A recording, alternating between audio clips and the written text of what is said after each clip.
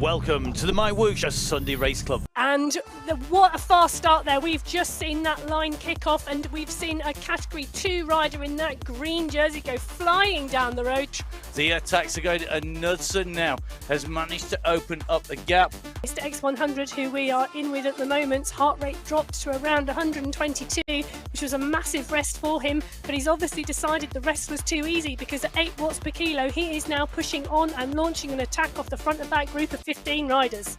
Michael Vink is at 9 to 10 seconds. He's got under 1k to go. Come on, Michael. Is he going to make it? He's going to cost me an ice cream. He's made it in through the line here.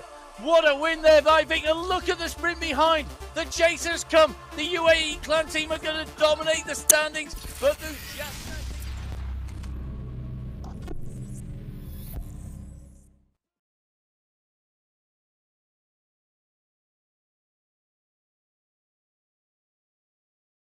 race number 3 on the Sunday Race Club. It's the 18th of September in 2022.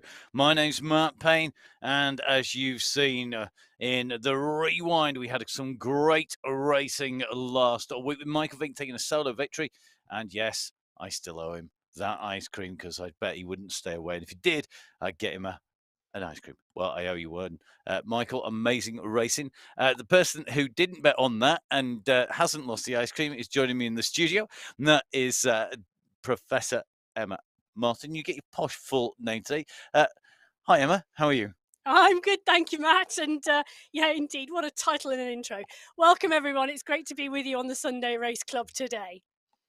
So we are going to be seeing our riders heading out on to what is a very aggressive course. We thought the racing last week was aggressive, fully expecting it to be aggressive this week as well. So let's see how the riders get on today on there. We are going to be looking forward to some very interesting action and a very different course. Definitely. So you were right, Matt. Last week we saw some amazing racing on that course and some attacking and a massive breakaway from Vink, and we wondered whether he was going to stay out. Today we're going to see a very different course and a very different course profile. So the riders today are going to face similar distances.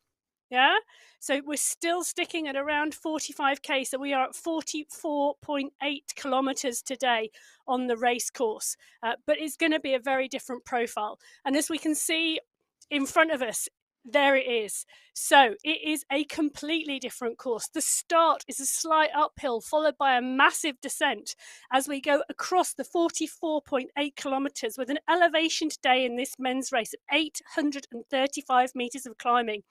There are 6 Category 4 climbs today. This is a real puncher's course. These are short, these are sharp, and these are steep.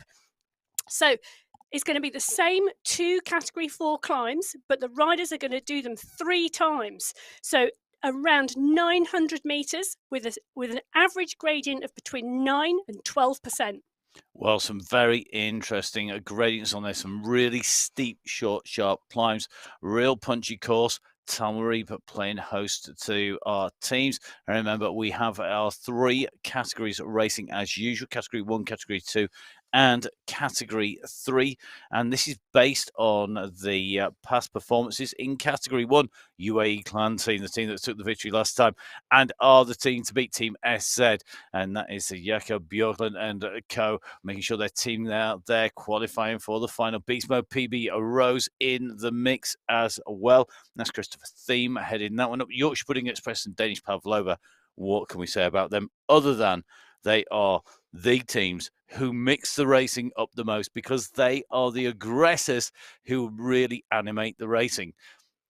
Don't forget, we've got Belgian Waffles and we have the World Elite Z Riders as well in there. And great to see Belgian Waffles squad. I mean, they put in some fantastic performance last time with Jasin and Martin Martins doing so much work to chase our leading riders down. But they didn't do enough last time, Emma. I think that's very, very telling. And big numbers in the categories this week again. Yeah, 35 riders today in the Category 1 race with those 7 teams represented.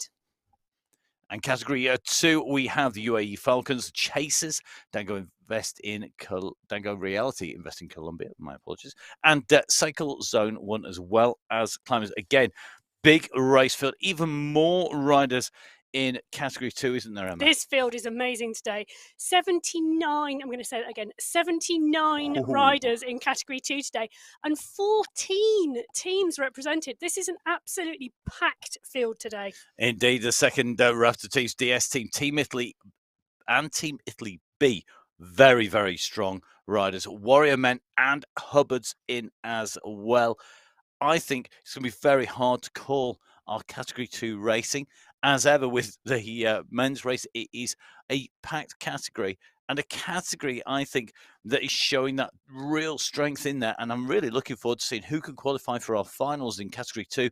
I think that's going to be probably the most competitive category because there's just so many riders. I know it is, and those green jerseys today are really going to be pushing hard for those qualification places. Indeed, the last of those category riders, X-Pro, Renegades, Battlers and Hold also in there. So a real raft of teams. Let's go over to Category 3. I mean, Category 3, of course, are riders. And are there as many riders in Category 3 chasing our Category 2 riders? No, so Category 3 is our lowest stacked race today, though I say there are lower numbers of riders. There's 22 riders and 3 teams in this field today in the blue jerseys, but that's not to say they're not going to be competitive on that race course. Indeed, and Team Strikers, UAE Road Warriors and the CM team, all regulars in the mix. And again, still qualifying for prizes, of course, because the prize categories run top 5 riders in Category 1, 2 and 3 as well. The UAE Road Warriors are here week in, week out. Got to say, really good. The CM team, great to see them battling. And it's very easy to get wrapped up in the teams at the front of the race. But what we do, we always make sure we dive on through. And if you are a rider who's racing, make sure you get in touch with us. You can give us a follow on at Full Speed Events. Get in touch with Emma or myself. Emma deals with all of the stats. I'll deal with all of the tech. It's a very good team, basically, because I'm rubbish at tech, and Emma is absolutely appalling on tech, it has to be said, and I'm rubbish at stats. It works well, but both of us love riding on MyWhoosh, and this course, Emma, I'm looking forward to it. I know, and look at that finish. Look at that finish. It is at the top of that final 900-metre climb today. Over 12% in places. Really looking forward to that as we go down on the start line with what was 136 riders on the start sheet, but I'm looking in front of me and that looks like there's only 88 riders on the start line today. So a smaller field, but one that's going to hit a slight climb as they go through this start line, and the riders are away. A slight climb to start with before a big descent is going to really stretch this field. And those pushing on off this start line, and I'm looking 8-9 watts per kilo. This is a hard start today. Are really going to go over the top of that climb and really stretch this pack on the downhill. So our riders away here on Sunday, your race club, and you can just see that pack going out. And as Emma says, this aggressive race profile starts right from the word go, because we kick off and then we drop down, and you can just see at the moment that pack is a real mix of Category 1 and Category 2 riders. Just taking a little bit of a look through from our riders looking up in front, and you can see, interesting, that Maglio and Balthazar are in here. Now this course, when we've raced it before, Emma, we've seen that the riders have to be in almost from the start. Any gap, you're in trouble. Yeah, the start on this course today is so important, not just because it goes up and it goes down before it transitions onto the flatlands, before we get to those first steep climbs, but it really, really is important to get a good, strong start here, to get into that leading pack, because the second they start to hit those climbs and descents, just before 4K into this course, the field is so stretched and it will remain so stretched that if you're not there, you've missed out. Indeed, you can just see, just taking a look here, Phil Gray's tucked into this group. Phil, another of our regular riders on MyWhoosh, currently just squeezing on at the moment, just pushing his way up the pack and into second position. Interesting to see that we've got Herrick Candin going up the road. So it looks to me like, just pushing away at 5 watts per kilo, just trying to make sure she's got a little bit of sliding room as we move on. The rider's now climbing at 1.5k covered, but that gradient is next to nothing, isn't it? 0.8%. It's just going to really test the feel on those pedals more than anything else. It is. Realistically, this start now, this section here is a real transition phase. And it's a transition phase between what will become 1, 2, 3, 4, 5 climbs in short succession.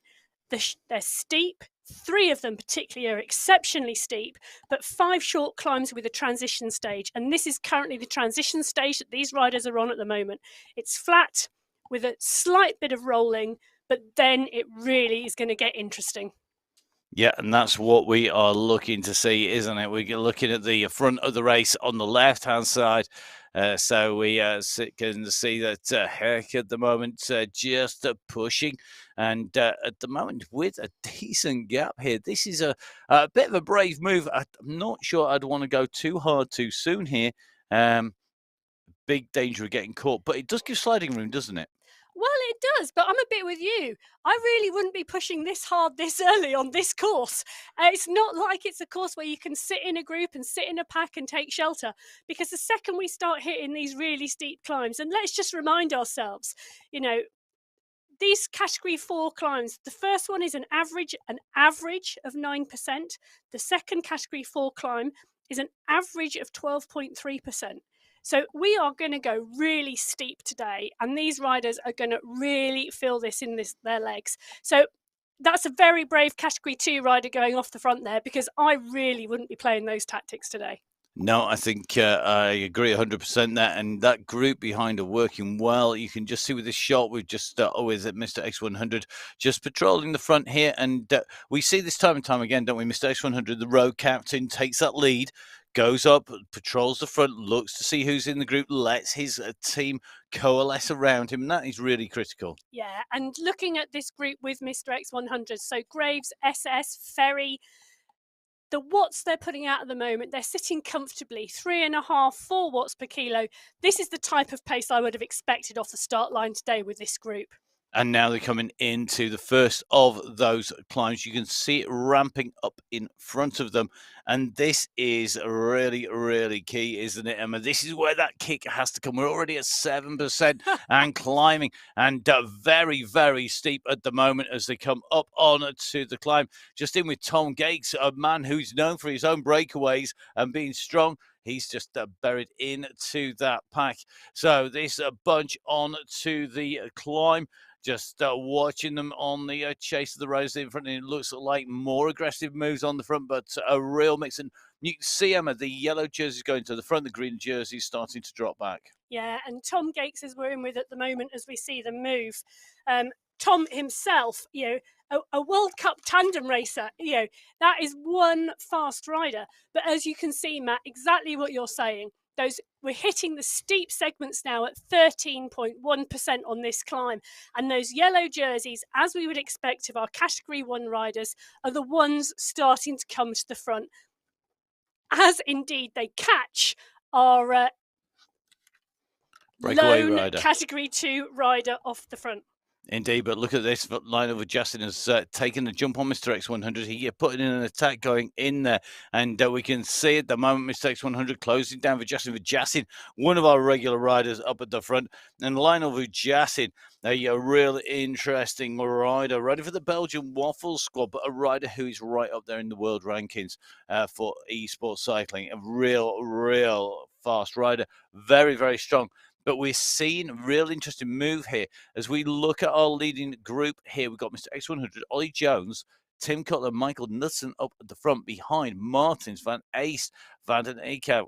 We've seen the guys outside Safrazad, SS, Jakob Bjorklund, real who's who of riders as we come up towards the top. But this crest is critical. When you're riding on MyWhoosh or any platform or on road or on any off-road race, the push over the top is where you make the difference, where the absolutely critical moves are made. Because if somebody's weak, if you push now, you will distance them, and they're going to have a real difficult job to get on the back. Key part for me even at this early stage. Yeah, riding over the top, not to the top, is one of the key features on this platform, but even in real life as well outdoors. So, as we are now in on the Sunday Race Club with Mr. X100 leading this group over the top of this climb, we are 4.2 kilometres into the Sunday Race Club on the qualifier number 3 of September, and we've already had gradients of nearly 13%. Indeed, we have. And here with Paul Odlin at the moment, 17th place for Odlin. Mitch Ferry on his heels here. So Odlin and Ferry having to do some work to try and come back in here. The two Yorkshire Pudding Express riders really need to get a move on here and get back into that pack. So Odlin and Ferry, the two riders that are chasing. At the moment, that gradient is not too steep, but we know it's going to pretty much fall off the edge of a cliff any second here. And they're coming up on Canacandin at the moment. So that rider going right the way through the bunch. Yeah, and it's going to be interesting to see what this chasing pack do here. And it will be completely dependent upon pack one. So if pack one on this descent sit up and take a rest, as we can see, we're looking at watts per kilo of around 1.7 in that front pack. If this chasing group push on, in fact, look at that, they're kicking out fours. They can close the gap on this descent. And that's what's really interesting here. There's a tactical choice. Do you use the descent as a period of recovery and get ready for the next climb? Or if there is a gap, do you ride a more constant pace and try and close it down? Well, I think this is going to depend, isn't it, on the strengths and who is in the team mix. Who of your riders are in the group, in the pack? Who have you got around you? What they're feeling like? Are they feeling good? Are they feeling weak? Now, Hierro Canadin just at the moment continuing to push. He's up at 7.4 watts per kilo. He's going to get some assistance. He needs to jump on the back of the express train being led out by Mitch Ferry. So Ferry, Odlin, Canadin all together. Vujasin, who had got some sliding room in on that climb, now going backwards here. And this really is a difficult section. We drop across onto the lakeside here. We're going basically across the edge of the lake here at the oasis, then onto the bridge. You can see the hill rising up in front on the right-hand side here. And it's the next kicker that comes up and over. So basically, we've done the flat section at the end of the climb and descent of the first of our fourth category climbs. This is not a categorized climb, but this is basically a lift, a drop, and then we go straight into the next climb, which is category 4. It's the second of our category 4 climbs, and it is a key part of the course here. And in previous races, this is where we have seen the riders who know what's coming able to use their speed, their momentum, their pace to take themselves over the top. So here on Sunday Race Club, it's qualifier number 3, the final chance to qualify for our finals next week. Remember, those finals include our team prizes as well as the individual prizes, and that is what everybody is racing to get into at the moment. Big race field here. Big entries that are coming in for the riders. And you can see already this group starting to split again. The chasing group of Canadin, along with Ferry and Cutler, almost making contact. But then as we come onto the hillside, a push coming up at the front here. And you can see Jones, Martins, Noren in there, Van Eest in there, Van den Eyck out in there, Knudsen leading them up onto the top of the climb as well. So they are really pushing here, and the team mix is critical here. You can see that Martins is pushing. This is the Belgian Waffles rider. Van den Eyck is pushing. Another of the Waffles riders, Van Eest, is riding. Another one of those Belgian Waffles squad at the moment. They've got enough waffles almost to serve up to a cyclocross race in Belgium up the front of this race. They have indeed, Matt. It's interesting, isn't it, as we watch them and the avatars are turning their heads and looking at each other. And it is a big group here, but we're looking back down the road. Down in 17th place, Paul Odin on the left-hand side has been distanced from the group. But that group on the right-hand side of the screen are coming to the top of that climb. And they are still together. And I'm taking a look back to try and work out. That's 4, 5, 6, 7, 8, 9. It's at least 10 riders, if not more, still in that lead group. Indeed, I think what we're going to find is that we have, if my maths is correct, 14 riders in the lead group. 2 chasing riders who are still on the chase. That is going to be Cutler along with Ferry. It looks to me like Odlin has gone at the back of 17, but we're going to double check that as they come up. Mistakes 100 just being closed down there by Ollie Jones. He knows the danger of letting any of that clan team up the road. Now, this is the descent into the big climb now, and you can see they are really rocketing down. Right hand side of your screen are our race leaders, the chasing rider Odin. Left hand side of your screen, our leaders drop in, but there is virtually no flat here. It's gone from minus 10%, it goes to 0 and straight back up, and here comes the kick. This is about momentum, this is about pace, and this is about getting the speed that you come in just right. Yeah, and we're here on the MyWhoosh Sunday Race Club as these riders kick into the second Category 4 climb on this course today. This climb may only be 900 metres, but it's got an average of 12.3%. We are in with SS as this group of around 14 riders are still in the lead on this course, pushing up this climb with 8.2 kilometres travelled. Indeed, these riders really continue to push on. You can see the gap back to some of our third category riders on the left of your screen. Currently, approximately 2K between positions, which is 70th and first, and that is a lot of riders packed in that space. But the leaders on to the second of our fourth category climbs, you can see that it is now over 13%. Knudsen and Martins here taking the battle on and really pushing hard. And remember that Martins and Knudsen are known aggressors. They've got Ollie Jones and Stefan van Eest in there, and they are really looking like they are going to accelerate on. Now, the rider who we see nothing of at the moment is Michael Vink. I'm not sure he took to the start line. We're just having a double check through the run back on our screens and through the data that we have here. Not too sure whether he is in the race or not, but interesting if he's not. He may well be that he's having a little bit more of a rest, because this is a really aggressive race here already with Martin Martins, the man who did a lot of chasing down, I think, last time, right up on the front. Jones is behind him, and Jones, of course, riding with Michael Knudsen. They are not going to let Martin Martins go clear here. Martin Martins riding for the Belgian Waffle squad. Michael Knudsen and Ollie Jones for the Danish Pavlova squad. So they really are starting to, and it looks to me like this elite group are starting to shed more riders further back. So I think Noren and Cutler out of the mix here. It's going to be SS, Stefan Van Ness, Said Safrazad, Bart van den Eekhout, Michael Knudsen, Mr. X 100, Ollie Jones and Martin Martins are riders in that leading group now. So here we are, up over on towards the top we go. We are just watching these riders. They're still lined out, but you started to see a little bit of a push up. Great to see some of the new Colnago bikes being brought up towards the front here as well, because don't forget, we've got a new bike launch on the platform on MyWhoosh. So whether you are on iOS, whether you are on Android, or you are on Windows, make sure you jump on, get the new bikes downloaded. Yeah, so as we're coming to the top of this climb with this leading group, it's gone from 14 to 7. That's half the field have stayed together on this climb. We knew it was steep, and we knew it was short, and we knew it was sharp, but it really has done some damage to this front group as we are currently in with SS.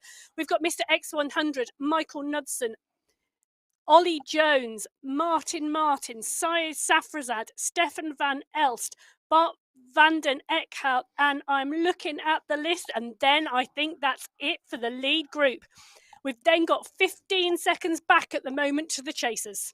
Well, that has blown to pieces over the top of the climb there, and that gap, I think, is going to extend out. So we are at the top of our second climb here, the second fourth category climb, Emma. Yeah, we are indeed at the top of the second, fourth category climb, but it's the third category on the road today. And if we look at that descent, it's not a direct drop down. There's 2 small climbs on the way. So it's a rolling descent. As we drop, we climb, we drop, we climb, we drop before we get to the flatlands. So the riders going through at the moment are leading riders Martin, Safrazad, Knudsen and co pushing as they come in. But as Emma said, this is rolling now. So it's not that fast a descent that you can just motor all the way in. It's going to break up your rhythm. And Emma, if you were racing this, what would you be doing now? Would you be still continuing this attack? That's a good gap they've got. It's only 7 riders at what is 10K. So we're pretty much just over quarter race distance. They've already whittled that down to a minimal number. I wouldn't want to take too many more out of this. Well, it's interesting, isn't it? This group has actually become quite small, with only 7 in the lead group quite early on in this race. But actually now we've done the 3 big climbs of each lap. We've got 2 smaller climbs here before we move into that transitional flatlands, before we start it all over again. And for me, to be honest, at this point in this race, I would be sat on the back of that group, getting as much recovery as possible before the joyous climbing kicks in again. Joyous climbing. It's my kind of climbing. It's very short, it's very steep, but it's over fairly quickly. It's not a long, draggy climb. Interesting, we had a little look back there whilst Emma was just soaring to our riders behind it. We are seeing Nicholas Spratt, Ryan Giuliano, with a good group of riders, people like Bjorklund and Ferry. So second category riders still riding really well and in the mix, but they are still chasing Hjerek Kankanadin at the moment, who is just behind them. Yeah, it's interesting, isn't it? We were talking about getting some recovery there, but it's, this front group, the heart rates are starting to come down a little bit. They're not as extreme as they were on that big steep climb, but they're not potentially taking as much rest as they might do. There is a good 30-second gap now between the first group and the second group on the road. But I think the front group want to be a little bit surer in that distance that they've got by the looks of things. Yes, being secure in the distance you have to everybody back behind you is definitely a key part of the race, because it's so much of this, Emma, is in your head, isn't it? Yeah, and it is. And it is about, you don't feel strong every week. And, the Sunday Race Club rides every Sunday, and these riders are riding week in, week out and racing week in, week out. You're not going to be on your best form all the time, and different courses suit different people. And this course is a real puncher's course. We're looking for the ability to put in high watts per kilo regularly, and whether there is an opportunity for recovery or whether the race field decide you're not getting the recovery between the high efforts, we're going to make this a really hard race from the gun. And actually, you don't know what your other competitors are thinking and how they're going to ride the race. And you need to respond to that on the hoof, so to speak. And not only are you responding to what they do when they're doing what their plan goes to plan and they execute it correctly, but this up very often you can be fooled into doing something because somebody actually gets something wrong. So if somebody rolls into the next section maybe too fast or faster than they were planning, you respond to what you think is an attack. It's not. They just rolled through and actually they made a mistake. You burn energy up going through. It's so hard to judge because, of course, everybody's out and around the world. And we were commenting as we were going through our notes and seeing the riders at race fields here. We are seeing a lot of riders from all over the globe coming in. Really interesting to see how many riders, a big contingent coming from South America as well onto the Sunday Race Club, which is great to see. And don't forget, we've got lots more rides coming up as well. At the moment, this race is very, very aggressive. It's X100 with Ollie Jones just trying to push on. They've currently got about 2 to 3 seconds at the moment. Now, Jones, I think, is marking out Mr. X100 because Ollie Jones has teammates in here with Knudsen in the mix. And I think I would be very careful if I was Ollie to do too much work here to help Mr. X100, who has Said Safrazad in the battle as well as SS. So very evenly matched here. Yeah, but I'm looking at Ollie Jones's heart rate there, Matt. And whilst we think, we're watching this, looking at how dynamic he's been in this race, his heart rate's sitting at 167. He has a max of just over 190. He's still got a huge range to use here, and we'll see him use that ability to switch between the lower heart rates and the higher heart rates and recover and push on as this race progresses. But it's really good to see him on the front here attacking and really stretching his legs out.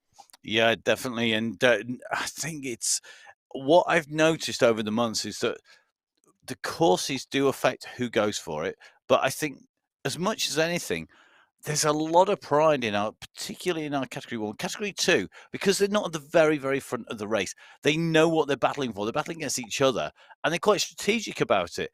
I think there's to some degree less strategy and more instantaneous reaction, more emotion, and more pride, I think, almost in category 1, which is not necessarily the best way to race. If you listen to any of the sort of the top flight sportsmen, then or sportswomen, they are all telling you that you've got to be smooth, calm, calculated, think about this, what you do, judge your energy, and all the rest of it. These guys, I think, half the time are just racing on pure instinct. Well, I don't know about that, Matt, but they really are racing, because this front group now have got 1 minute 40 to chasing group 2. So they are so far clear. I would say, I know we're only 22 minutes and 14 kilometres in, but I would say the 1, 2, 3, 4, 5, 6, 7 is probably coming from this group. Well, that is a bold statement by Emma there. So I think that is going to be very interesting to see if that comes up. I'm not going to bet against you, though, because although we've got riders behind like Johan Noren, who's been improving time on time, we've got Phil Graves in the pack behind. I'm not seeing the sort of numbers that indicate to me that they've got a concerted chase.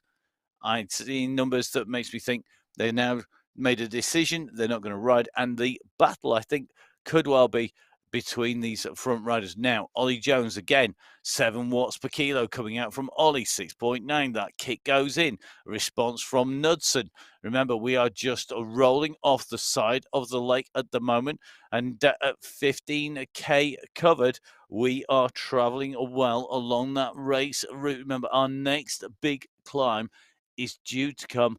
I think it's at 22.2K with a little riser just before it. Yeah, indeed. So our next steep category 4 climb will indeed come at 22.2 kilometres. So we now have quite a big transition between where we are now with this group and where the next set of climbs will come. But they will come fast and furious, because we will see between 22.2 and 28 kilometres, within that 6K of section, it is climb after climb after climb. Definitely. And good to see behind it. We've seen Hjerike Kanadin at the moment with Phil Graves and Johan Noren. They're a great trio of riders. They're working well behind. But look at this pack. You are seeing a really good group, and this I think is 8 riders strong at the moment. If my counting skills are good, which is very rare. I'm getting the thumbs up from the boss over on the other side of the studio. So 8 riders in here with Knudsen in the group, and that mix of riders I think is very interesting. I can see Martin Martins. Now, Martins has improved race after race after race as he's learnt the platform, learnt the feel. And I think he's a rider to watch. Not necessarily this race, but I would love to see him really go for it because I think he is a rider who potentially we could be looking at taking a victory very soon on the Sunday Race Club. Yeah, Martins was 5th last week, Matt. Let's not forget that. So, being in this group of the leading 8 riders on the pack is very comfortable for him. This is the right place. But as you say, what's really interesting is being in that lead pack versus going across the line first. There's some really, really strong riders in this group. And the riders that we would expect to be here and be here at the finish line are all in here. Yep, definitely is a real who's who. If you were to pick a selection of maybe the top 20 names, I'll guarantee you these 7 are going to be in there. Well, let's be realistic, Matt. Any one of these riders in this lead group could win this race today. Definitely. Now, just taking a little bit of a look back to the riders behind on the left of your screen here. Just watching Nicholas Spratt at the moment. He's got company as they come through. And he's currently in 18th place. He's got Ryan Giuliano and Mr. G are behind him. But as we watch Spratt at the moment, the riders he's with are all first category riders. The rider would be interesting to see where he is. And I think he's just in front is the rider, and that is Hjerike Kanadin, who I think is the leading rider in category 2. And he is between Spratt and our race leaders at the moment. And that means he's got a reasonable gap if he's outside and off our screens on the displays on the right-hand side of our riders. In fact, I'm getting him showing just at the base of our screen, bottom right-hand side here behind our leading rider. So Kincannon, he is just about, here comes, we just get a wonderful scroll from the team back at the production there. So we can see him coming in 132 behind, but that is a good ride in there. He's right on the heels, and it could well be that we're going to see Hierrick Kincannon moving up through those categories fairly soon, because that is a definite first category ability ride. A little bit further back, just still watching Abdullah Farsi at the moment, just rolling his way in, another of our second category riders. And remember, of course, it takes time to learn this, and our newer riders, it's great to see them coming on board on the Sunday Race Club. There's lots of riding opportunities on MyWhoosh. And key things, if you are watching this at the weekend, if you are a UK-based rider, don't forget that we have the UK Social Ride. That's going to kick off this Monday. That is at 6 o'clock UK. That's 9 o'clock GST, so Gulf Standard Time. 6 o'clock UK. There are rumours that you may well find one of the race commentators from the Full Speed Events team here are sitting on a bike and riding that in the UK Social, and that is on Mondays at 6 o'clock. And I think we're currently drawing straws about who's going to pick that one up, because generally Mondays are a day when most of the commentary team are absolutely shattered from a weekend on the mic, but likely to be there at 6 o'clock UK Social Ride kicking off every week. Don't forget, of course, we have our Oceania and our Gulf Standard Time races and rides as well. But coming up this week, Tuesday, Wednesday, and Thursday at 9 p.m. GST, Gulf Standard Time, there's going to be a 1 hour community ride. Now, these 3 rides, Tuesday, Wednesday, Thursday, they are there for us to get some feedback from you. So if you're one of our regular riders, jump on there. You can get the links. You'll have probably been sent out the email. Jump on. There's going to be a survey afterwards for some of your thoughts on that ride. So jump on either Tuesday, Wednesday, Thursday, or all 3 if you want, and give us some feedback on there.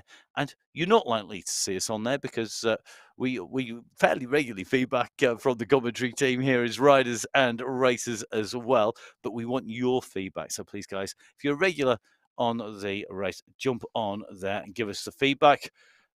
I can't promise you that you're going to be riding around the Talmarib course, though. In fact, I hope desperately that the UK ride isn't on the Talmarib. I'm pretty certain it's in Australia, where the World Championships are at the moment. Yeah, it is indeed in Australia, Matt. It's not on this course that we see in front of us today. But as we refer back to the course that we see in front of us today, these riders in the front group are now at 19.4 kilometres travelled on what is a 44.8 kilometre course. Now, if we remember from the screenshot we've just seen of the course map, the really set of steep climbs starts to come at 22.2 kilometres. So these riders are coming up to what will be the second tranche of short, sharp climbs. We saw the first tranche of short, sharp climbs take the pack from around 30 riders to 14, from 14 riders on that last climb to 7 or 8. And we've now got this group of, I think, going back to looking at it, 8 riders who are clear of the chasing pack by over a minute. So it's going to be really interesting to see whether this group of 8 riders stay together now as we go into 2 Category 4 climbs surrounded by 3 shorter climbs. So great to see our riders riding in all of our categories. We just had a brief look back at some of our second category riders in the green, the third category, of course, in blue, and our first category riders on the course stretching their legs out up on the front. And at the moment, you can just see the team are riding very strongly indeed here. All of our category 1 riders continuing to push. But as Emma said, we are going to come rolling into our biggest climbs, this climbing section, very, very strong. And this is where it starts to tell. We are at 20.4K on our screens now, ticking over 20.5. So we're approaching half race distance. And that early smash part of the bunch of the race really has whittled those riders down, and this is definitely very telling at the moment. So our riders continue to push on. Martin Martin's just stretching out here, 4 watts per kilo, but eases off, lets somebody else come in and through, and I think they know that they're now clear. So after the initial kick, things calming down. Time to take a breather, time to take a little bit of rest, and hydration is going to be key here, and refueling is key. Take those moments to get on board some more cars, take on board some more fluids, make sure that you stay hydrated. And there's great ways to do this, and I'm sure all of the teams will have been doing this. The riders have been doing this, whether you're the first cat or you are fourth cat, third cat rider, second cat rider. All those category riders will have been making sure they get this right. Now, here we go into our next kicker up here, 21.2. Remember, we have that roll in, we have that slight rise, and we have the real steep kick coming in. And now we're at going over the 10, over 11, over 12% here on the Sunday race club. Michael Knudsen pushes up alongside Stefan van Esker, wants to go up to the front. The chase is on behind, and can that front leading pack of riders split apart of the UAE clan team, who've been riding strongly in the shape of SS Mr. X100 and Saeed Safrazad. They have 3 riders in this group, and I think the other teams are now looking to break this up and start to make some kind of moves in here. They don't want to leave any team in a dominant position coming out of these hills, and at the moment the way to do that is to push on. Michael Knudsen just bordering on that 8 watts per kilo, running between 7 and 8 watts per kilo up this climb, and you can just see the front of this group really are pushing at what is a massively high watts per kilo, Emma. Yeah, the 1 minute power output of the guys at the front of this race is outstanding, and we're witnessing that today as we see them push up this phenomenally 13.3% this climb is at the moment, and they can come round this left-hand bend as they start to potentially see the brow of this climb. I bet can't come too soon, because they know what's coming down the road, and time again now they're going to face these steep climbs. Well, here we go. We can just see the riders pushing up to the top of the hill here, and continuing to try and exert the pressure. Knudsen and Jones continue to pressure the rest of the group. They've not managed to do any damage at the moment, I don't think. We're not seeing anybody really off. The only rider maybe in trouble might be Van den Eekhout, who is off the back of the group, but not by much. So I think we'll see what happens on the drop down off the other side of this hill and into the next section of climb. So the riders rolling up towards the top of this. They're going to drop back down, and then they're going to go again. Remember, this isn't our category 4 climb. This is just the starter to the main course that is our second climb that is actually categorized. I think that should have a category on it. It does, Matt. I think we have so many climbs on this course. I think you'll find, well, it's tricky, isn't it? It's keeping up here. We've got 11 climbs in total on this full course today. So where are they at? I have to say that indeed was the 900 metres of Category 4. Thank goodness. It was. I wouldn't have wanted to ride up there thinking that wasn't a Category 4, because my legs would have been indeed screaming. That was a 900 metres Category 4, average 9.1% gradient. They're going to drop down here. They're going to transition on a very short section of flatland before they come to an 800 metre climb that's average of 6.3%, which isn't categorised. Drop over the top of that, and then straight in to the main big Category 4 climb, 900 metres, with an average gradient of 12.3%. And then once we've gone round the lap again, effectively, that's our race finish, isn't it, on the top of that climb? So that is going to be very telling. Effectively, a Berg top finish. If this was a Belgian or Flemish course, we'd be calling them Bergs, so they'd be cobbled. We'd be expecting to see our riders do exactly the same thing, sprinting up there. And it is very much like a Flemish course. You've got a rolling section. You go in, half the climbs aren't categorized, and then you hit something really steep and really horrible, and it's about them being able to recover, stay in the group, not let any gaps go. So great to see our riders in category 1 absolutely blasting around the course. Lots of riders putting some great performances. Interesting to see we've got Fabio Rodriguez with Mazis Balthazar in that chasing a group behind the second category riders going well, but the leading group at the moment now. Mr. X100 just rolling through at 6 watts per kilo as we come down into towards the oasis. We're going to go across the lake, and then we're going to go up out the other side on to the climb. And you can see the bridge coming up in front of these riders very quickly. It's just up to the right-hand side of the riders. The bridge curves around a steady crescent as it goes over, and then it kicks. And this is where things get very interesting indeed, because I would expect this time round, if they've been aggressive on lap 1, they're going to be aggressive on lap 2. Personally, I'd wait till the second to last. I'm not giving away all my race tactics here. It'd be the penultimate climb or the anti-penultimate climb, which is the one before the finish. And that would be where I'd be aiming for. So an anti-penultimate or a penultimate climb, for me, would be the key attacking point. But I'd have to have stayed in there. And at the moment, that ain't no way I'm going to be there. Staying in this group with the quality of these riders through these climbs is a tricky ask to start with. But, you know, Matt, I'd have to disagree with your race tactics. This would be the section of the race that I would just be wanting to sit in the pack. Because let's not forget, they go up this bridge, they drop down, they climb again. Then they've got a couple of rolling climbs on what is the descent off the main climb on this course. They've got a long section to transition before they come into these climbs again. And it would be the last 5 kilometres of this course where I think we're really going to see the action today. Definitely. Just taking a quick look back whilst our leaders go up onto that next climb, and seeing Christopher Thiem chasing well behind Thiem Road, and of course with that beast mode PB Rose team. We expect to see them figuring strongly in the next final. However, just taking a look back to Group 2. So we have Group 1 on the right-hand side of your course.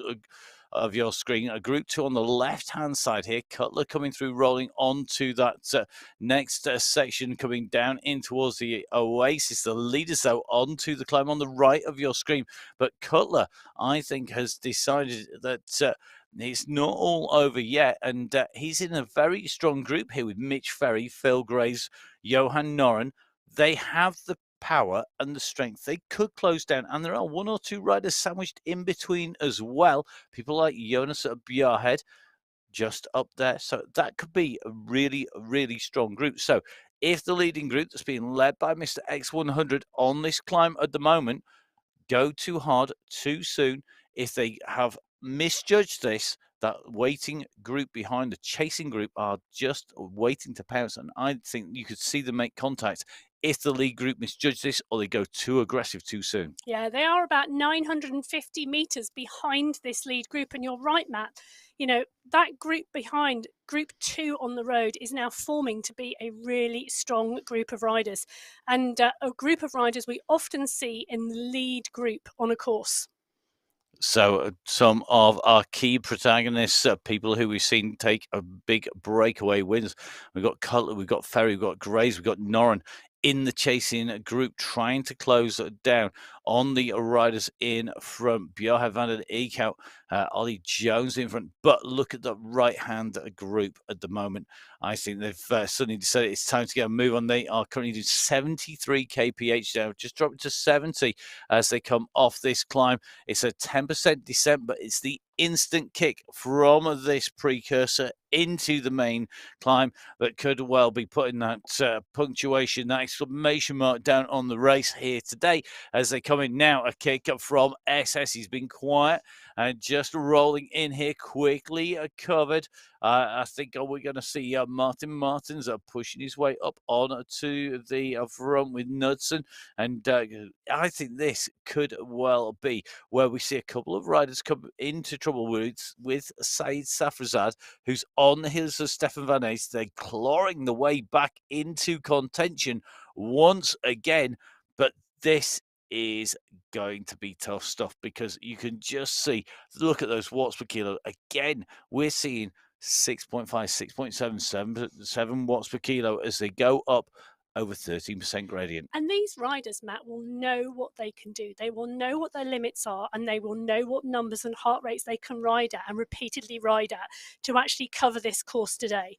Let's not forget, when we watch the fantastic tours and the Alps in the summer, for example, and we see aggressive riders go off the front and they up and down and up and down, and we see riders like Geraint Thomas not play that game. He plays that consistent power game. He knows his strength, and he knows that a consistent power is as good as to get to the finish line as an up, down, up, down, up, down. Different types of riders, different strengths, different tactics on the same course. Well, this is definitely a Tadej Pogacar course. Oddly enough, a UAE rider, but a rider, I think, you hear people talking about him and they say he can do anything. He's really aggressive. He can attack, he can ease, he can attack and ease. And I have to say that playful battle that we saw between him against Vingegaard in the Tour de France, that was probably some of the best racing we've seen for a long time. And really good to see the rulebook sort of almost being thrown out, this cynical, minimal gains, never mind incremental gains. They're minimal and exceedingly boring at times to watch. What we're seeing is aggressive racing, and it's translating onto MyWhoosh as well. And great to see the translation that comes across from the riders in the UAE clan team. In the UAE clan team, we've got Mr. X100 on the screens at the moment, contains Yusuf Mirza, who rides for the main World Tour team. And don't forget, of course, that these riders, a lot of them, are going to be watching the screens because we've got the World Championships in Wollongong at the moment. The new world that has been released on MyWhoosh across all of the platforms. So make sure you jump on and ride it if you want to ride where the pros are riding at the moment. So Wollongong, you got the road race, the time trial just finishing overnight for us in the UK, but for a lot of people actually into their daytime. Yeah, and let's not forget the outstanding performance of Pauline Ferrand-Prévot in the mountain bike marathon worlds this weekend. How many stripy jerseys can one rider hold in the same year? Well, indeed, and another aggressive rider, and I think that's kind of the point, isn't it? It's a rider who doesn't hesitate to attack, who's a really exciting rider, whether it's in the marathon, where we saw attacks in there. I've been talking to our commentators who we know over there. Dan Jarvis, could see him back on the mic after illness over in Watersley in Denmark. And of course, aggressive riding in the XCE, putting the words to the UCI XCE round number 10 at Winterberg. I'm not going to give any spoilers. Please do go watch it. You can pick it up on the City Mountain Bike channel. Great racing on there. So if you love watching your racing, you will hear a familiar voice on there because I was putting words to the action, and great to see aggressive riding there. Same happening here. Yeah, and it's really interesting. So we've got a split screen at the moment, Matt, with our right-hand side on the descent with our leading group, and our left-hand side with our chasing pack of 5 riders. They're on the climb still at 13.3%.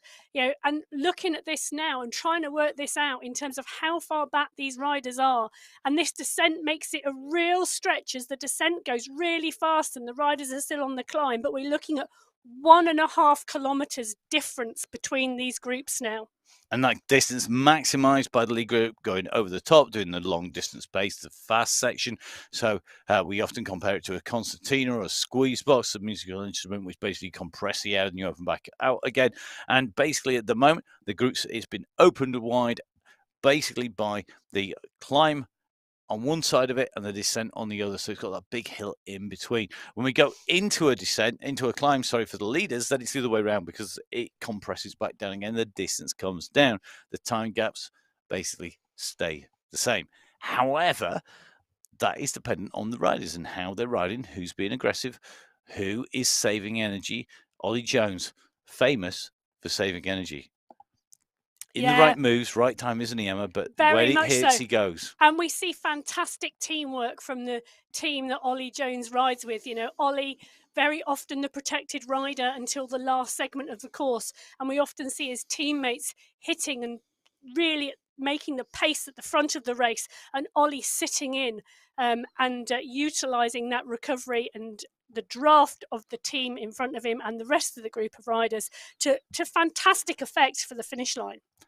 Indeed, and that is one of the great things about bike races. What we love about it, it's not just those individual efforts that we see in mountain biking or maybe on some of the track events, and we see in things like time trials, but it's also that group dynamics like we see in the road tours and on the sports here.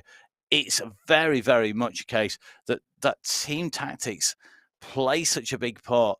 And that's all part of the game. It is, to quote the great Hugh Porter, a fellow commentator, it is definitely chess on wheels. It is indeed.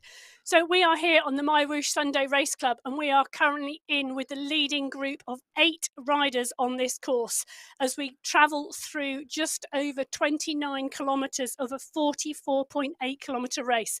This leading group now are into the rolling lands and the transition period between the set of Category 4 climbs. They have been up and over and down off the other side to the final set of 3 steep climbs towards the finish. That transition will take us to 39 kilometres, and it's going to be the last 5 kilometres of this course that decide who of this 8 is going to be the 1, 2, 3. So our riders in the chasing group on the left of your screens, the riders in the lead group on the right-hand side of your screens, here on Sunday Race Club, here on MyWhoosh. Myself and Matt Payne and Emma Martin bringing you all of the action with the team in the UAE and at MyWhoosh. And great to see again some real aggressive riders and people just trying to get those gaps back. Some people just continuing to push at the front to keep that gap there. It's a huge gap at the moment. It says it's 2 minutes 49. That should be more than enough to mean that the riders behind will not catch. But this is bike racing and anything can happen and quite often does. Yeah, it's 2 kilometres now, Matt. The distance between the lead group 1 and lead group and the second group on the road today. And as you can see, this is a course of laps as we have a Category 3 rider just up the road that this front group are about to pass. Yeah, great spot to watch the rest of the races come through. Grandstand view on the way through. So the riders are coming through. It is really interesting to see that when you catch a lap rider, they're going to keep on pushing on the way in through. Looking good at the moment, though, with that push there. I think Mr. X100, Stefan Van Ace, Michael Knudsen, again, just wanting to keep that pace maybe a little higher, stop some attacks off the front, Emma. Yeah, indeed. So really making sure that there is a strong pace, but not too hard. These guys aren't backing off and aren't recovering a lot. But, well, I say that they are recovering from them, not for the normal likes of riders like the rest of us. These guys are really strong at the front of this race and sitting here as they continue now to lap the back markers of this field. And don't forget, all of our race results, whether you're a back marker or a front, are going to be on the MyWhoosh website. It's mywhoosh.com. Don't forget, of course, you can follow on Facebook, on Instagram, MyWhoosh. It is my_whoosh on Twitter. And of course, you can catch up with Emma and myself on social media as well. And don't hesitate to get in touch. And thank you, everybody who's been in touch so far, whether you're Jonas or whether any of the other team managers or, of course, any of the riders. Get in touch with Emma. And Emma, what's the best way to get in touch with you so that the teams can tell them about themselves and about their riding performances? Because I know you're always building that database of stats. Yeah, so you can get hold of me on Instagram or Twitter on @BikingEmma. Feel free, no problems whatsoever, or you can get hold of us at Full Speed Events as well. Indeed, and that's on Instagram too. And of course, busy putting words to the action to lots of different events as well, and getting plenty of people coming and watching the MyWhoosh from the other events that we do cover. Now you can see the distances between our riders here. Our leading group are at 32k. They're about 10k in front of the riders sitting in what looks to be about 50th to about 60th place there, Emma. Yeah, so we've got a big group of riders on the left-hand side of Category 2 and Category 3 riders here. And I wouldn't be surprised if that was the front of the Category 3 field in that pack as they are going up that climb. But this course is really stretching this field today, and it is smattered across the entirety of its length. Indeed, and we saw this last time. We were looking at the power stats for the riders. We were looking at the data coming in from the riders from last time they were on this course. And we saw it in the women's race and in the men's race. Some of the highest power numbers, actually, that we see, particularly over sort of a minute in the shorter periods, Emma, coming from riders on the course here. And I think our third and second category riders are going to see the biggest improvements. So that's usually the case. Yeah, and it's to be expected, isn't it? You know, this is a short, sharp, steep, hard, we keep saying it, type of course, and it pushes the power. And depending upon, you know, how much for your recovery you take, let's be realistic, the downhills go much quicker than the uphills. They do. That's one of the injustices of life. It has to be said that downhills never last as long as the uphills. Well, we are now at 33K covered. We're basically at a three-quarter race distance, but we know that the final few kilometers, the final 5 to 6K are going to be absolutely critical. At the moment, Mr. X100 with a slight gap over the rest of the race. Phil, Stefan Van Eester, Michael Knudsen, Said Safrazad, and Martin Martins all chasing with Ollie Joes and Bart van den Eekhout in that group. Then the gap has opened to Jonas Bjarhed along with Mitch Ferry, Tim Cutler and co. The big chasing pack behind. And I think the telling thing there, Emma, has been that there've been a chasing group of 4 or 5 riders, not the leading group of 8 riders. And it could well just be strength in depth. Volume of riders has made that difference. Well, it's interesting, isn't it? And as we always say, going up and over the top of the climb, if there's a small gap in the group map, you know, the second you hit that downhill, it exacerbates that gap and makes it harder to close with the pace that the riders ride at here on MyWhoosh. So we are in with Mr. X100 and this lead group of 8 riders today on the MyWhoosh Sunday Race Club. The pace, Matt, I think, you know, this group are moving still at a strong pace, you know, as they are about to head towards the flatlands and this transition area between now and when we start to see the back end of this race. Indeed, and that chasing group at the moment looks to be splitting here. Tim Cutler has got some work to do to get onto the wheels of Johan Noren, 4 seconds up the road. Jonas Bjarhed, 6 seconds up the road. Phil Graves, 9 seconds up the road. Tim Cutler, a rider who we often see on the offensive, now on defense and having to try and close the gaps down to them. Ferry up the road by 11 seconds with Graves at the moment. So Ferry and Graves teammates up at the front here, and I think this is still a legacy of the previous hill coming into this descent. You can see them forming in front. Ferry, Bjarhed, Noren could come back together again. Cutler will want to join that party. He won't want to be Billy No Mates out of the back of that group. No, he won't. And we can see Tim Cutler there on the left-hand side of the screen pushing on and trying to close that gap to the 2 riders in front. It's much better to make these transitions and to cover this course with a group rather than as an individual rider. So Cutler still working. This is brutal stuff. He's got to get on here.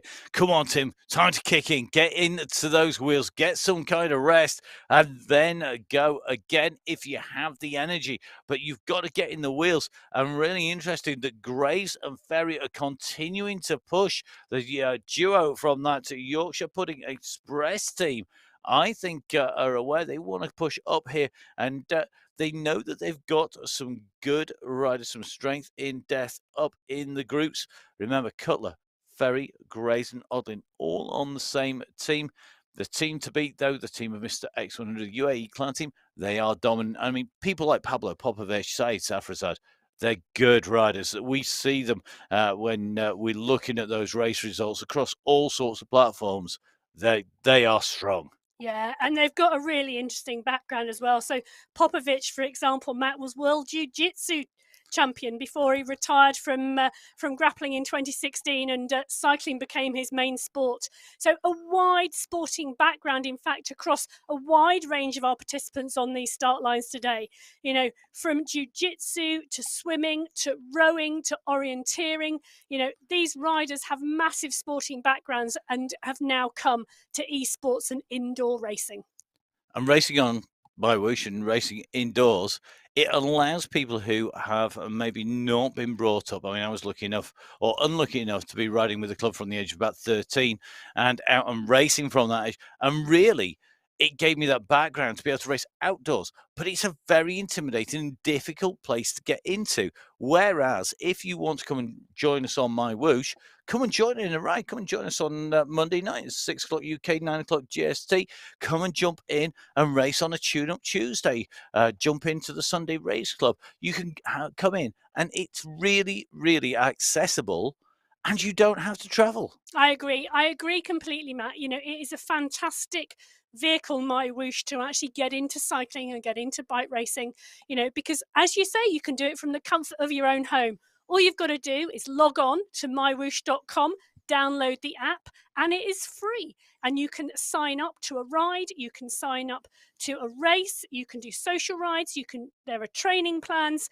There is all sorts of things for you on MyWhoosh. All you have to do is make that first connection of logging onto the website and downloading the app. Indeed. So I'm going to jump back in, Matt, because Mr. X100 is here, and we are seeing a push on from this group as we see this lead group now of 8 riders still together. But do you know what? There is starting to be some cracks here as Mr. X100 pushes on off the front.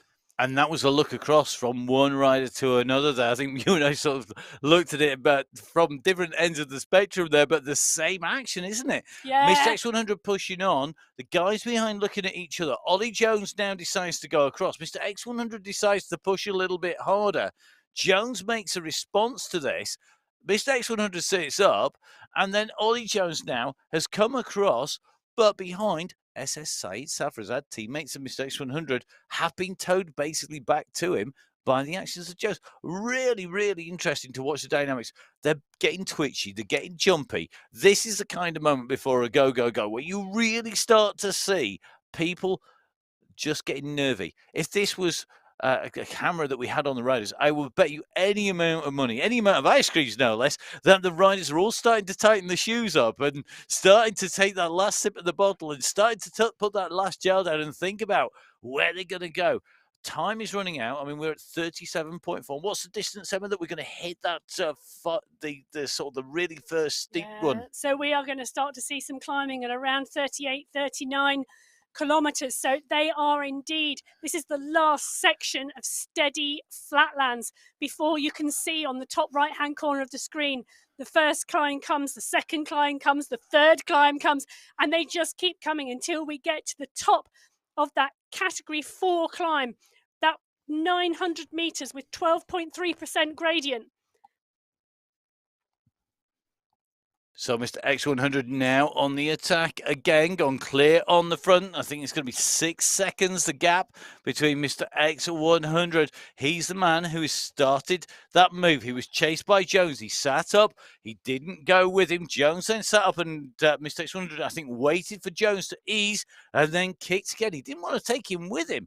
And that's a brave move at this stage. We're on 38K covered. I'm on 38K underneath the wheels of our riders. Mr. X100 on the attack, solo off the front.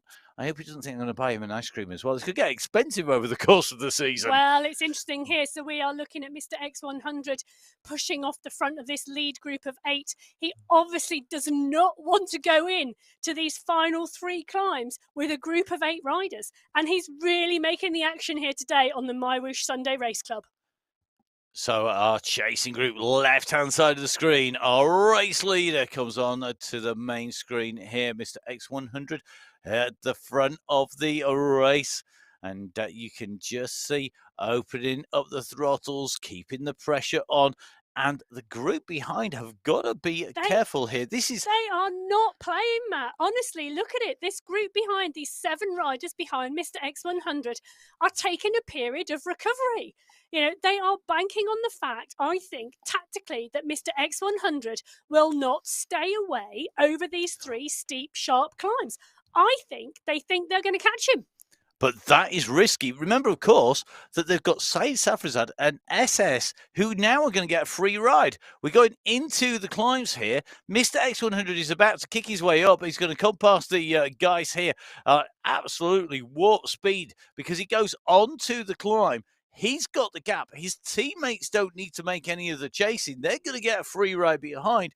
And this is where it could count. Martin Martin's leading the chase behind Mr. X100. Ollie Jones, Saeed Safrazad, SS, all in there. Stefan Van Eest comes up now. So Van Eest and Martins from the Belgian Waffle squad with Jones in the mix from the Pavlovas. But the man they need is up in front, Mr. X100, currently with what is just over 100 meters on the course. You can see a brave second category rider there, just trying to go with our race leaders. They're a lap down for a reason. That is going to be pop legs. Oh, there we go. Anchor's got out. Yeah, that was a brave move. I'd do that, but I have to say it was daft. Past, see how long you can jump in for. Good stuff. Well done. I don't know who that was, whoever you are. Brilliant to see. But do you know what? I think you were doomed from the start there. That's definitely not the easiest way to get round this course. As our race leader on the right of your screens, our chasing group on the left of your screens. As they come up here, you can see the difference in wattage. You can see the difference in heart rate and in revs. As Mr. X100 is leading out this race behind another response coming here. And I think it's coming from Ollie Jones. It is Jones who is now in pursuit. So Jones chasing Mr. X100 and Ollie Jones can see him in his sights. What is this going to do to the group behind? I don't think he's going to tow the group up there because he's going at 7.9 watts per kilo. Yes, Ollie Jones is pushing on here to chase down our lone leader, Mr. X100, as Mr. X100 can see the brow of the hill. And, you know, I know this is on a steep section of climb, Matt. We're just shy of 13%. But I think Ollie Jones is slowly pulling him back. Here he is. He's reeling him in. He cast his line. He's winding in the spool and he's reeling our leader up onto the back. He's winching his way there slowly but surely, but he's made contact behind. The gaps are only a few seconds, but they don't need to be much, and that is the key here, because if it breaks, if it goes, it's going to be really interesting. So Mr. X100 leading, Ollie Jones right on his heels. The rest of the riders, Jones, Van Eest, Safrazad, Martins, Knudsen, Van den Eekhout, SS, they were the leaders. SS in trouble, I think. He's off the back of the pack, and it could be that attack of Mr. X100 has done damage, but the man it's done damage to is SS's teammate who he's chasing here. He's got to work here. He's got Knudsen just behind Van den Eekhout as well, but look at this. SS really is squeezing on those pedals. 7 watts per kilo. Come on, buddy. Get into that group. It's going to be fireworks if you don't, because I think the rest of the group are going to realise they've got a gap that they've distanced the UAE clan team and they're going to kick. They're not sure they've worked this out, or they've maybe just not got the strength to respond. No, SS is back in the pack, as we see there, and it is indeed now a group of 7 with 3 seconds back, I think, to Bart van den Eekhout on the road. But we have got a group of 1, 2, I don't know, I think 1, 2, 3, 4, 5, 6, 7 riders as we push on down this descent and onto this small section of flatland before we hit these 2 final climbs. They are all back together again. So 8 riders back after that attack.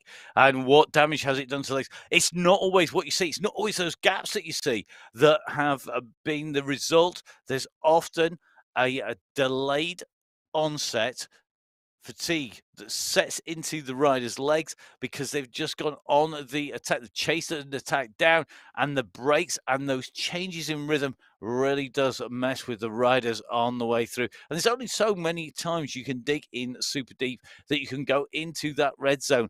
Now, we're in with Saeed Safrazad, somebody who's been very, very quiet so far in this race, the UAE clan team. Remember, Saeed Safrazad, 3rd last week, a win the week before, 2nd the week before that. A rider who is rarely out of the top 10. In fact, Looking back at his results in terms of top 10s, the last time he was out of the top 10, he was 13th. Usually he's in the top 5. Yeah, I'm laughing, Matt, because got to give for the most aggressive ride of the day to Mr. X100 today.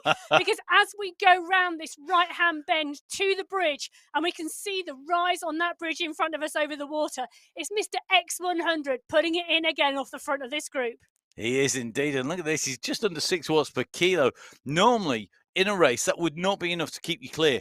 But there are some brutal climbs here, and there are some incredibly tired riders, I think. And we've got that poker game going on as well. The pack behind, looking at each other. Mr. X100 is profiting from that. The riders who shouldn't be doing any work, SS and the rider Saeed Safrazad, his teammates, they can sit there and sit in this group, take the draft across this flat section, and then put the kick in. So, Mr. X100, right of your screen, your race leader, Martin Martins, chasing behind. Then Stefan Van East, also working hard. Ollie Jones in this group. They are closing down on the race leader, but who has got the power to go once again over the top? We're at 42.5 kilometres of this 44.8k course here on the Sunday Race Club. Our race leader, Mr. X100, clear, but the gap is coming down. The chasers are across that lane as they come up onto the climb. Come on, Emma. Who's going to take this? Who's your money on here? Do you know, it's really interesting, isn't it? As we are just at 2.1 kilometres to go in this race with Mr. X100 3 seconds clear of the bunch of 7 behind. Do you know, Matt, we've had some riders in this group. I mean, SS and Saeed Safrazad have been very, very quiet. And arguably, is this a team game those 3 are playing here? Or are we going to see one of the other riders from this group? You know, Ollie Jones has been closing those gaps a lot today. So who are we going to see attack over these final 2 climbs? Well, not long to find out here on the MyWhoosh Sunday Race Club. Qualifier number 3. 2 qualifiers to go through to be verified to make it in to our finals. Mr. X100 on the front of this group. He really has been aggressive. He's gone clear again of the group. Behind, they started to close down. He's over the top. He's easing now. He's picking up speed. He's going to be into that descent very quickly indeed. When that happens, watch that speed. He's currently at 42 kilometers an hour. It's going to kick up a little bit for him, but you can see the chasers are not in his wheels, and that gap has opened. Now we see the chase happen as they come through. So it's Mr. X100 who has the gap. The chase is on the left of your screen. Mr. X100 on the right of your screen. He's on that downhill at 10.5% here descent, and he's motoring 76 kph. The gaps have opened up. We are starting to run out of room for the riders behind, but remember what is coming up. We have the final climb, and that final climb is an absolute brute of a climb. It is indeed. That final climb where we are going to see the hill top finish has an average gradient of 12.3%. This is so steep, and the finish line is at the very top. Well, it can't come soon enough for Mr. X100. He's about to get caught here, and this is where they've all lit the touch paper. They've all going to ignite it, and we're going to see fireworks at the top. Who's going to fizzle out like a damp squib? Who's going to be able to explode and take themselves up faster than a speeding rocket at the moment? It looks to me like we are seeing another attack off the front here, but it's nothing that is going to break clear. Let's watch as they go up here. We're in with Saeed Safrazad trying to close down on Michael Knudsen. He's the rider in yellow at the top of the screen, so it's Michael Knudsen with that race lead. They're across the road behind them, mobbing the third cat rider who's getting a grandstand view here. But it's Knudsen up at the front who's got the gap on the rest of this race field. And you can see SS, I think, has not got it in his legs. He's been chasing hard. He's been distanced for a reason. At the moment, Knudsen is the rider who is leading this out. The Danish Pavlova squad have the race lead at the front. We are on 500 meters to go at the most here for Michael Knudsen. Emma, can he make it? Yeah, so 500 metres to go in this climb, Matt, as we see these gradients kick 13.2%. This front leading group of riders are starting to drop riders off the back as we see Knudsen push harder and a gap back to Mr. 100, who is still chasing hard. Saeed Safrazad, Ollie Jones, Martin, Stefan van Elst. This is a who's who in this front group. So here we are on Sunday Race Club. We're into our final kick in for the line. We have less than 400 metres to go. Michael Knudsen put in the early attack. He carried the pace through the descent. They caught Mr. X100. Now Saeed Safrazad is attempting to get across the gap to Knudsen. The two leaders are clear. They are going to be fighting it out for that race a win. So it's Knudsen and Safrazad. And you can just see Safrazad closing on the back wheel. We said he'd been quiet. He's going to make the junction here. Will he just go straight past behind Ollie Jones and Mr. X100 in their own private battle? We're now under 100 metres to go to the finish line here on Sunday Race Club. Our leaders, Safrazad with Knudsen. They can see the gantry. Who is going to get this? Safrazad with the blue cap on, Knudsen with the white cap, and Safrazad could well have timed this to perfection here on Sunday Race Club. Qualifier number 3. It's going to come down to the line. Knudsen is coming. Can Safrazad hold on? Here they go. Oh, it's so tight going over the line. Safrazad just clear of Knudsen, with Jones taking the third place. And it is going to be a fantastic kick into the line there by Stefan van Eest. I think that is going to be one of our closest race finishes. Look at the time gap there. 0.194 of a second between Saeed Safrazad and Michael Knudsen. That was a tyre. Just a tyre. That was amazing. Knudsen was so close as Safrazad pushed on. Ollie Jones taking third place. Stefan van Elst taking fourth. Martins, also of the Belgian Waffles team, taking fifth. And Mr. X100, who, let's be realistic, Matt, made so much of that race today, taking sixth.